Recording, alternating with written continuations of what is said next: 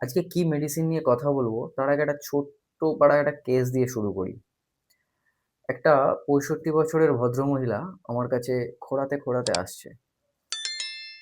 তার বাঁ পায়ের পাতাটা ফিটটা ফোলা আছে, তার সাথে যন্ত্রণা হচ্ছে। বেশ কিছু ট্রিটমেন্ট উনি করেছেন, করার পরেও কোনো ফোলা যন্ত্রণার সেরকম উপশম পাননি।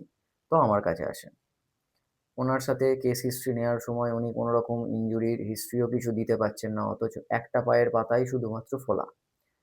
তো আমার কোনো কারণে মনে হলো যে কিছু একটা থাকতে পারে, ইন্টারনাল কজ একটা কিছু থাকতে পারে। তো আমি ওনাকে ইনসিস্ট করলাম একটা এক্স-রে করার জন্য। এক্স-রে করে যখন উনি আসলেন আমার কাছে, মেটাটার্সালের মেটাটার্সাল ফ্র্যাকচার ছিল।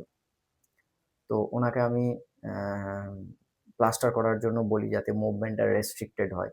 তো উনি রাজি হননি। আমি ওনাকে ক্রেপ ব্যান্ডেজ দিয়ে ওই জায়গাটা ভালো করে মুভমেন্টটা রেস্ট্রিক্টেড করে রাখতে বললাম। সাথে একটা মেডিসিন আমি রিপিটেড ডোজে ওনাকে দিতে থাকলাম। সেটা হলো সিমফাইটাম 30। আজকে এই সিমফাইটাম 30 নিয়ে কথা বলবো। হাড় জোড়া লাগাতে, এর জোড়া লাগানোর যে প্রসেসটা খুব দ্রুত করে এই সিমফাইটাম। এর মধ্যে কি কি উপাদান এটাতে হেল্প করে, চলুন শুরু করি। এই এক নম্বর হচ্ছে, এই সিমফাইটামের গুরুত্বপূর্ণ উপাদান হচ্ছে অ্যালান্টোইন, যেটা একটা শক্তিশালী সেল প্রলিফারেটর, অর্থাৎ কোষ বিভাজক বিভাজক, একটা খুব গুরুত্বপূর্ণ কোষ বিভাজক। এই অ্যালান্টোইনের কাজটা কি?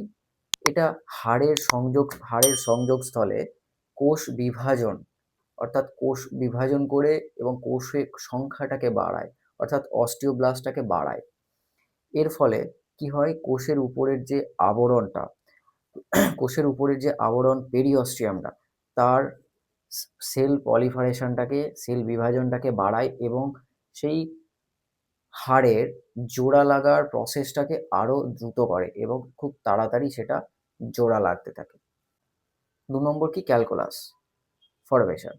হাড় ভেঙে গেলে সেই ভাঙা জায়গাটাতে প্রাকৃতিকভাবে একটা নরম হাড়ের তন্তু তৈরি হয়, এটাকেই ক্যালকুলাস বলে। এই প্রসেসটাকে খুব দ্রুত করে সিমফাইটাম। তার ফলে ওই জায়গাতে ক্যালকুলাস ফর্মেশনটা বাড়ে এবং খুব তাড়াতাড়ি সেই হাড়ের ভাঙা জায়গাটা রিকভার করে, অর্থাৎ জোড়া লাগে। ৩ নম্বর কি, অ্যান্টি ইনফ্ল্যামেটরি আর পেন রিলিফ হিসেবে কাজ করে।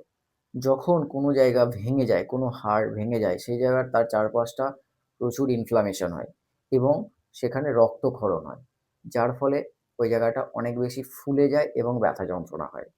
এর মধ্যে রোজমেরিনিক অ্যাসিড এবং কিছু আরও অন্যান্য অ্যান্টি ইনফ্ল্যামেটরি এজেন্ট থাকে এই সিমফাইটামের মধ্যে, যার ফলে ওই জায়গার ফোলা ভাবটা কমে, অর্থাৎ ইনফ্লামেশনটা কমে এবং ব্যথা যন্ত্রণা খুব দ্রুত রিলিফ দেয় এবং ওই জায়গাতে রক্ত সঞ্চালনটা বৃদ্ধি করে, যার ফলে অক্সিজেন সরবরাহ আর প্রয়োজনীয় পুষ্টি ওই জায়গাতে ঠিকঠাক পরিমাণে সাপ্লাই থাকে এবং খুব তাড়াতাড়ি হাড় জোড়া লাগতে এবং ওই পাশের ইনফ্লামেশন আর ব্যথাটাকে কমাতে সাহায্য করে।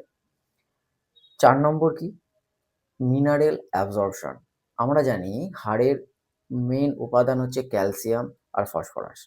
এখন এই যখন হাড় ভেঙে যায় সেই জায়গাতে ক্যালসিয়াম ডিপোজিশনটা খুব গুরুত্বপূর্ণ হয়, ওই জন্য অনেকে সাপ্লিমেন্ট হিসাবে ক্যালসিয়াম দেয়। হ্যাঁ, এটা অবশ্যই প্রয়োজন। এই প্রসেসটাকে, যে ক্যালসিয়ামটা ডিপোজিট হচ্ছে বা ফসফরাস ডিপোজিট হচ্ছে, এই প্রসেসটাকে খুব দ্রুত করে এবং এটাকে ওখানে অ্যাবজর্পশন হতে সাহায্য করে এই সিমফাইটাম। এখন হাড় ভেঙে গেছে, আপনি সিমফাইটাম খাচ্ছেন, খুব ভালো, কিন্তু এর কিছু সতর্কতা অবলম্বন অবশ্যই করা দরকার। কারোর কোনো জায়গায় চোট লেগে গেলে অবশ্যই আগে ডাক্তারের পরামর্শ নিন, নিয়ে একটা এক্স-রে করুন সেই জায়গাটা। দেখুন তার পজিশনটা, যদি অ্যালাইনমেন্ট ঠিক থাকে ভালো, যদি অ্যালাইনমেন্ট ঠিক না থাকে আগে অ্যালাইনমেন্ট ঠিক করে তারপরে সিমফাইটাম খাওয়া শুরু করুন। কেন, কোনো কারণে যদি ম্যালইউনিয়ন হতে থাকে, সেই জায়গাটা জোড়া লাগতে থাকে সিমফাইটাম খাওয়ার পরে, তাহলে আপনার কোনো পার্টের, শরীরের কোনো অংশের মুভমেন্ট রেস্ট্রিক্টেড হয়ে যাবে এবং সেই জায়গাটা বাঁকাও হতে পারে। তাই ডাক্তারের পরামর্শ নিন, তারপরে অবশ্যই সিমফাইটাম শুরু করুন। এর চেয়ে ভালো ওষুধ আর হতে পারে না। আবার দেখা হবে পরের ভিডিও। ধন্যবাদ।